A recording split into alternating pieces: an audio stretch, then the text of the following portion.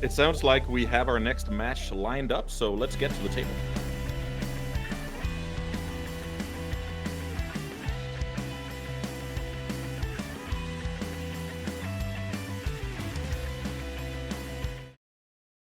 Okay, we're back, everyone. Week 10, MTGO Master Season 2, and this is, as the graphics showed, an elimination match between Mason Clark and Ben Wheeler. So loser goes out, winner gets to play me later on. And we're looking at Yawgmoth versus, what do you know, one more Scapeshift deck. Martin, do you have any experience with either of these decks? And any initial thoughts about the matchup? Yeah, I remember playing Scapeshift. I think it was Worlds in Japan on day three. I think it was maybe even still extended at that time. And yeah, it's just a deck that kind of just does its own thing. Doesn't really interact all that much with the opponent. I don't think this list even plays Lightning Bolt.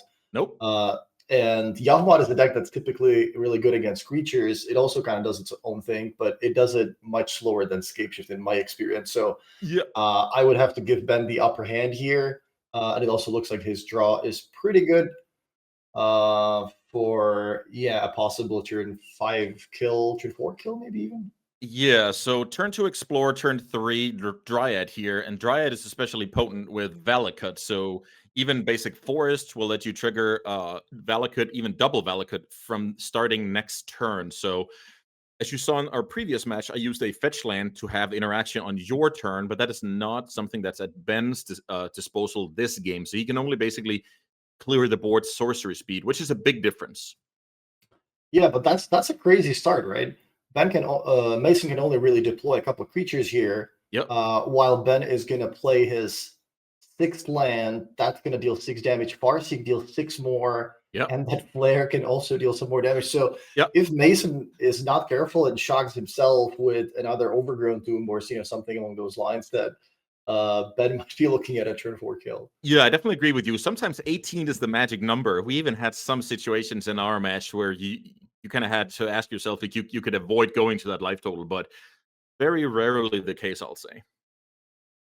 But yeah, basically based on what you said about the potency of Ben's this turn of Ben's, the Grist takes care of the Dryad proactively to avoid, getting lightning bolted over and over.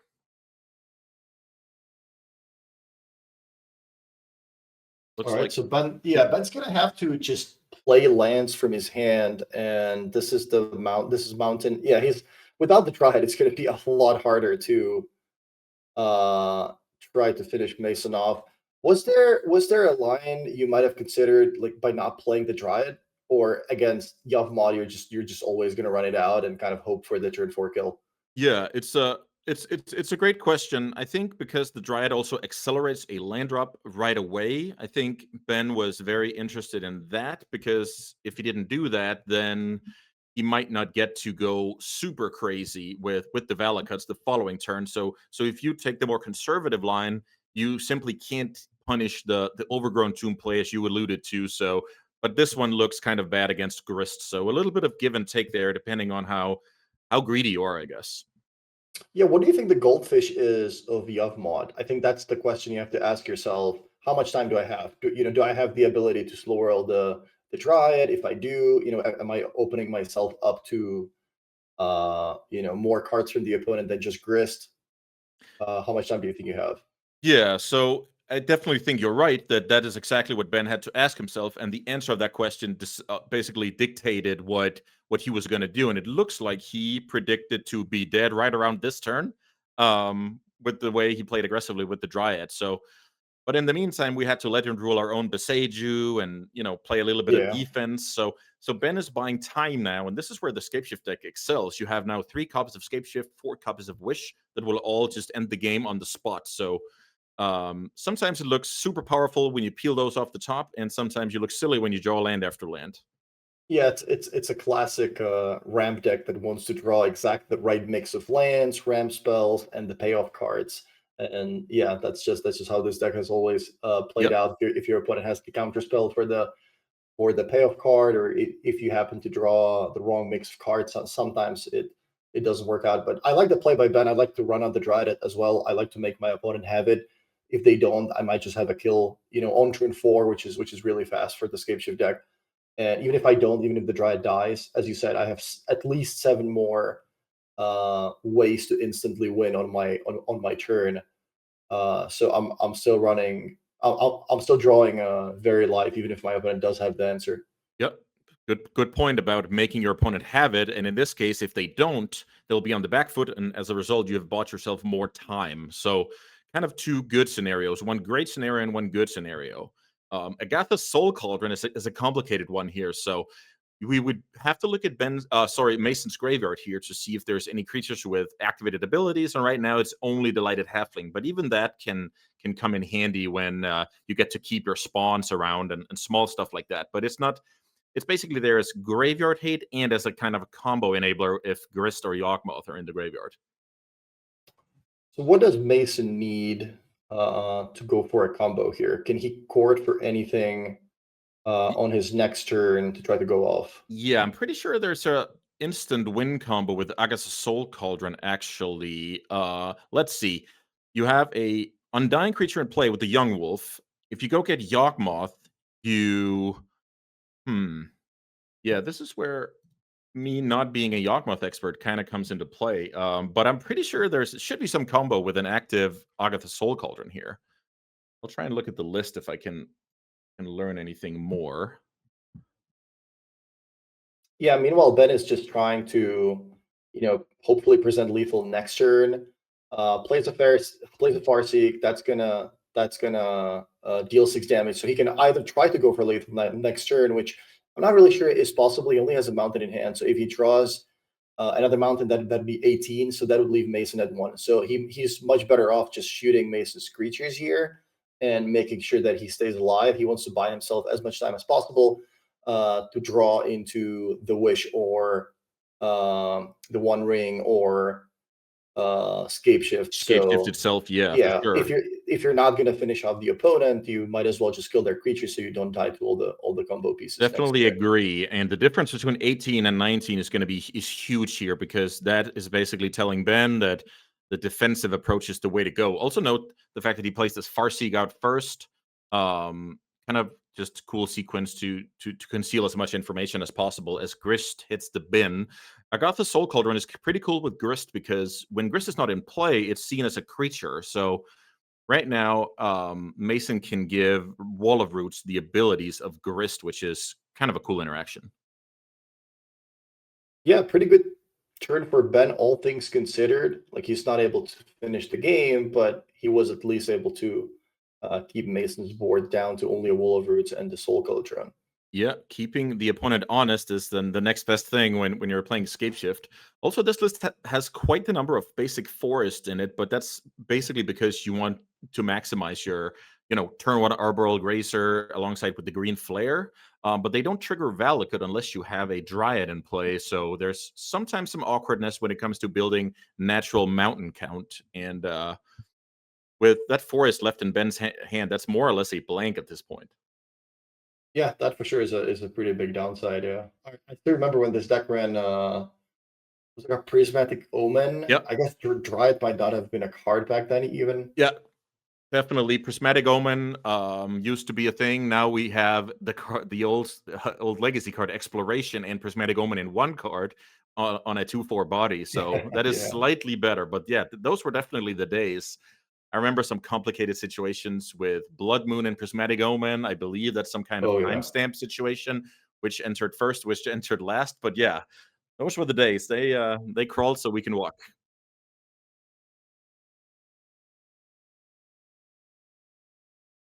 So pretty cool activating of a Grist from the dead here, building a big board. Let's see what Mason goes for here, because Court of Calling is very, very flexible when you have all of those small creatures lying around. So let's see what this is.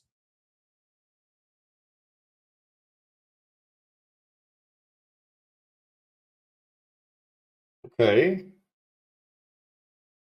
Yawgmoth hits the field, and guess it's time to draw some cards here. Let's see. Oh, that's a brick. That's another brick. Yawgmoth does cost you 1 life to activate over and over, so there is some limitations to what you can do. Mason has to pass the turn back here, and what do you know? Ben has access to 2 more lightning bolts. Yeah, that's unfortunate. I mean, yeah, I guess he could kill Yawgmoth, but Ben is certainly hoping to draw a spell. But I guess, I mean, the deck is, 75% lands and ram spells, so that's just how it goes sometimes. That's kind of your average draw at this point. I'm just wondering if killing off the Yawgmoth is gonna do that much, considering the Soul Cauldron Oh, is you in have the play. Soul Cauldron. That's right. So we kind of have access to the effect, but we're still, keeping Mason somewhat honest while we wait for our, big haymaker to show his face off the top.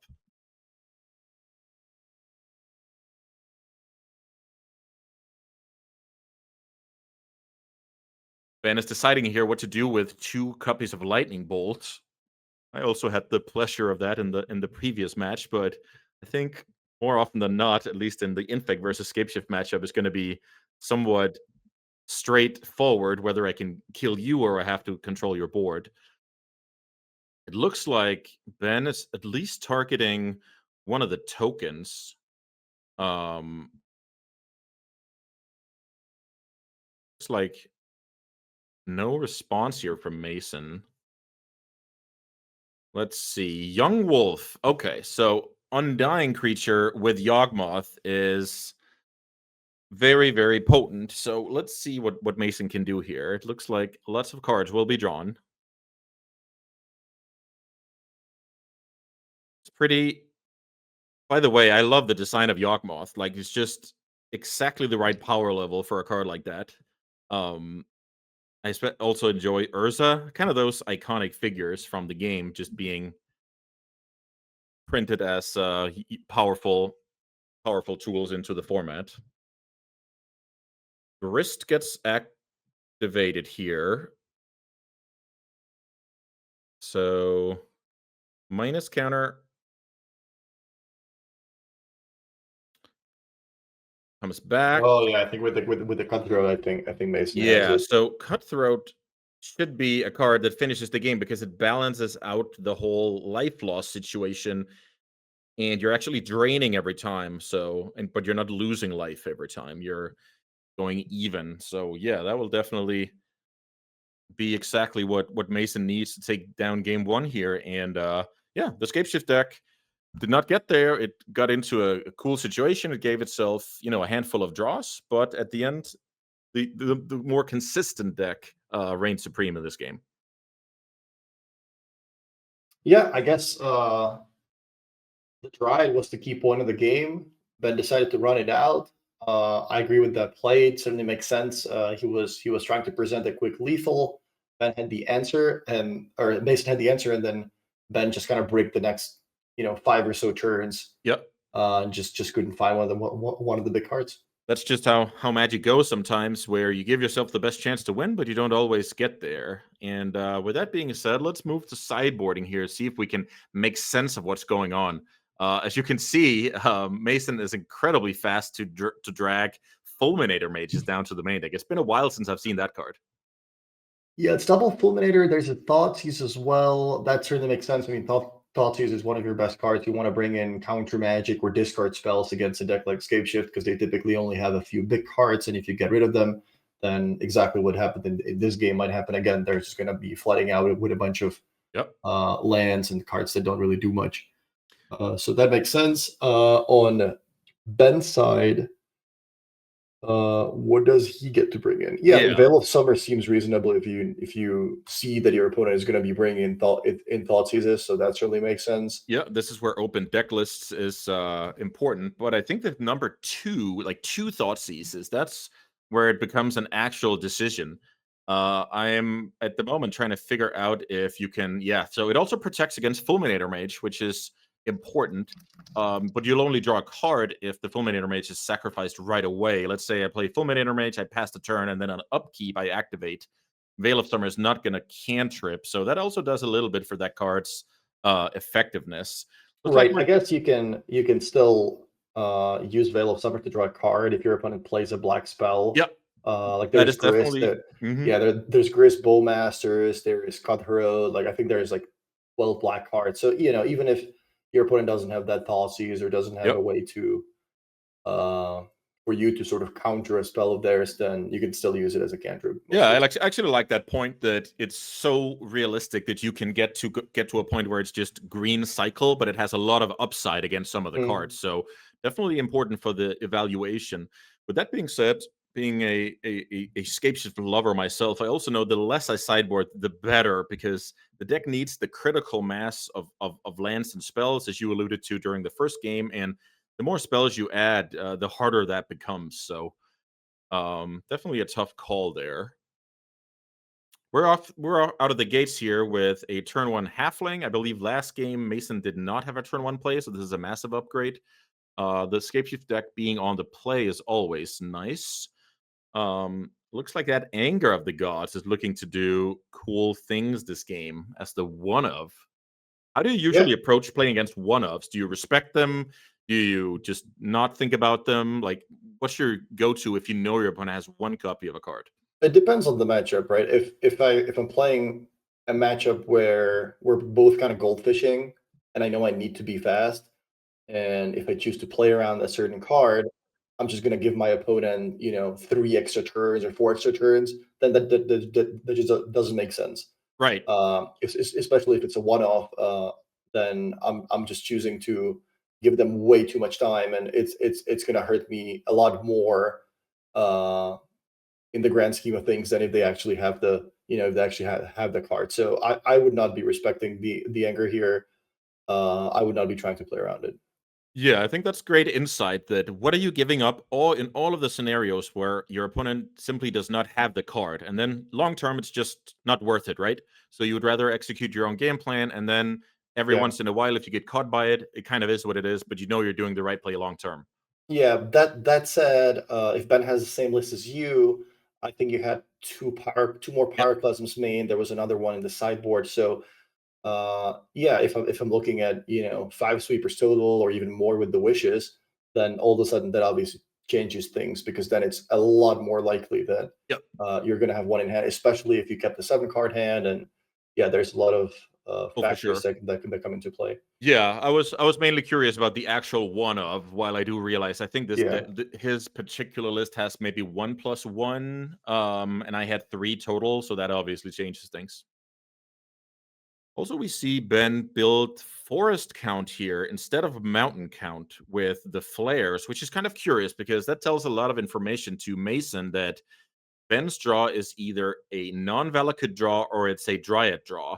If you're fetching your basic forest, you're not necessarily it's not realistic to go natural Valakut without some help, right? So it says a lot about Ben's hand having a Scapeshift and not going the natural Valakut route. Then the question is, what can Mason actually do with that information? Yeah, for sure. If I'm Mason, I am definitely looking at these forests thinking, okay, I think it's very likely you have escape shift in your hand because you have been so quick with getting these forests that I think it's very likely that you're gonna have escape shift in your hand. So yeah, that makes sense. So here is a pretty cool situation where Ben can cast Anger of the Gods, but also a Flare. So just a little bit of a trick here. You play your sweeper first to not give the opponent the information that you're also going to ramp this turn. Um, just a tiny detail here to see where sequence can matter, as some more forests are fetched out of the deck. Yeah, now Ben just needs to dodge a Thoughtseize basically. I don't think even Fulminator Mage does that. It's gonna be 7 lands in play. Next he can drop his 8th land into play. So Mason kind of just needs to draw a Thoughtseize here. Yeah, definitely looks like some defensive mechanism needs to see the light of day here from the side of Mason. Also worth noting that Flare of Cultivation is unfortunately not a double ramp. It puts one into play and one into hand. So there is some sequence of I guess we still need double Fulminator Mage because we're at 7 lands, so never mind. It looks like Grist is actually going to the dome here, which is pretty cool. As both a way to reduce. Wait, wait. Mason is playing so quickly that does he have the win here or something? Um well, let's see how much damage this is. I doubt it's 11. I think it's just he wanted to put Grist into the graveyard to drain a little bit of life and give the Grist ability to one of his Okay. creatures. So, but yeah, when somebody's playing that quickly, Yes. we certainly have to be Yeah. on watch for whether the game is going to be over before we finish our sentence. All right. Well, there's a Scapeshift. There's 8 lands in play. That should be more than enough. 5 forests are on the battlefield, so there should be plenty of mountains left in the deck. Yep. Double Valakut, 6 mountains. Yeah, there's actually a lot of corner cases. I used to play this deck a lot. So when you go for 6 mountains, 2 Valakuts, you deal more damage. But if the opponent can somehow interact and let's say bounce one of your mountains or ghost quarter one of your mountains or tectonic edge, then it can get messed up. Then sometimes you have to go for a Valakut and 7 mountains. But that might be bad against, I don't know, Lightning Helix or whatever in response. So that used Right. to be a big thing back in the day, I remember. But yeah, against a tapped out opponent with open deck lists, not a problem at all. And yeah, the score has been evened up here at 1 apiece. So just a quick reminder, these players are playing for elimination. Loser here goes out, while the winner has to play myself for all the marbles in the 5th round coming up after this one. So bit more Magic to be played here, while the Hall of Famer Martin Juza is sitting pretty with top 8 already locked up. How does that feel? Yeah, it feels pretty good. I mean, look at us two boomers talking about Ghost Quarter and Prismatic Omen and cards like that in Modern. But I really do miss those times. Like those were the best times. Yeah. Modern was also it did feel a little bit more diverse, although it did feel a lot like a turn 3 format where if you won the die roll, you were the one with Tron on turn 3, you were the one with whatever the other uh powerful things the decks were doing. Yep. So I do like that now in the format there is a lot more protections against shenanigans. I like the Force of Negation as a card. Yep. I do like the free spells. I don't think there necessarily need to be too many of them, but I do like that. It's not a format anymore where if your opponent goes 3 Tron lands and a card on turn 3, there just wasn't anything you could do. Yep. And now that changed with Modern Horizons. So.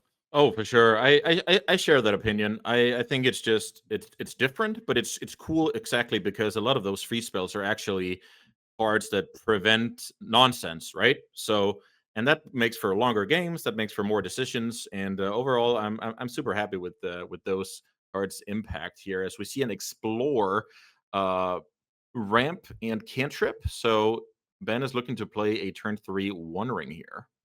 Yeah, great draw from Ben. Where is that explore from? Like what set is that That is actually a from? good point. So Yeah. I don't follow the like standard metagame, but and I wonder if that card was standard legal or Is it maybe jump is standard legal. is it Jumpstart or something?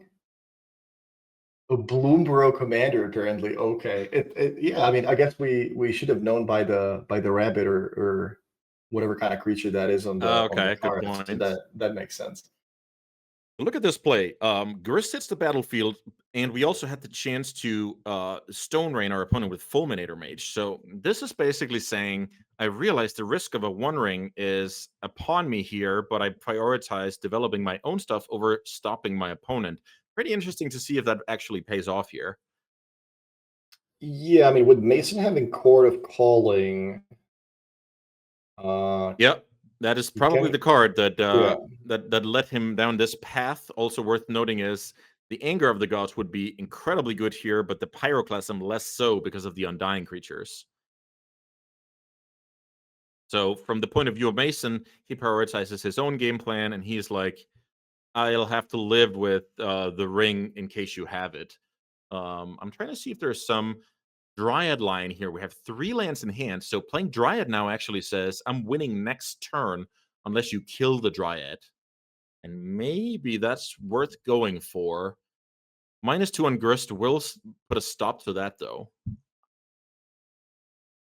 Yeah, playing the One Ring doesn't necessarily do a whole lot because the Yawgmoth deck can always win at instant speed with the cutter out. So yeah, I think I would also be looking at the Triad, saying, hey, I'm gonna give you one more turn.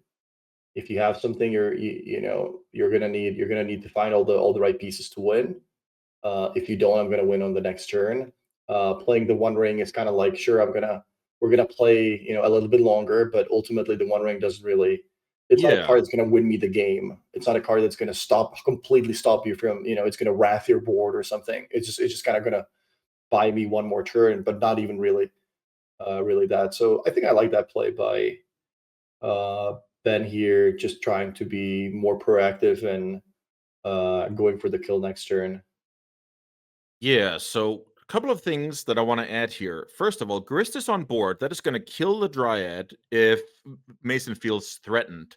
Second of all, he's at 20 life, so that means okay. So I guess we're going to see Mason go for his own game plan here, which is very reasonable because Yawgmoth can also take care of the Dryad. So developing Yawgmoth, killing off the Dryad is very important because then then Ben can only get to 7 lands next turn, but with the life loss from Yawgmoth, that actually might be enough. So a little bit of a tough situation here. I'm pretty excited to see what's going to happen here as a minus counter is placed on the Dryad. So that is the route that Mason is taking. This has to be game, right? Mason can draw the rest of his deck. Well, I guess he can draw 19 cards or whatever that is. Yep, the cutthroat hits the battlefield there. Yeah. I somehow missed it. Did he just draw it, or did I just miss it? He activated Yawgmoth, I think, twice and drew the cutthroat. So perfect. that makes it quite easy. Yeah.